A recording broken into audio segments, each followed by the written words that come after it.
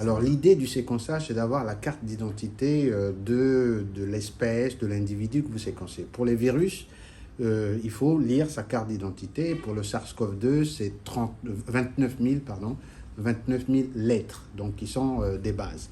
Alors ça commence déjà par le prélèvement. C'est important de prélever de la bonne qualité et de la bonne quantité. Donc c'est ce que vous allez quand vous allez un écouvillonnage nasopharyngé ou bien encore de la gorge. Vous avez cet échantillon. Deuxième étape, il faut extraire de ces échantillons l'acide nucléique, c'est-à-dire le génome du virus. Donc pour cela, il y a des techniques qu'on appelle de biologie moléculaire qui vont ouvrir le virus. On va récupérer son ARN et cet ARN va être mis dans une machine et la machine va lire en fait avec des signes électriques. Une fois la lecture faite, et on a tout le long des 29 000 bases qui nous permettent après de cette lecture, c'est comme un texte, vous le comparez avec des textes similaires.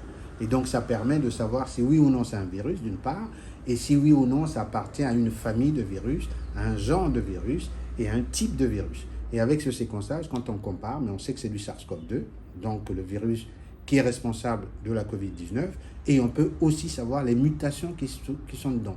Et on peut voir à travers des mutations les différences qui existent entre les variants, d'où l'appellation variant alpha, variant bêta, variant delta et maintenant Omicron, parce que leur carte d'identité est un peu différente.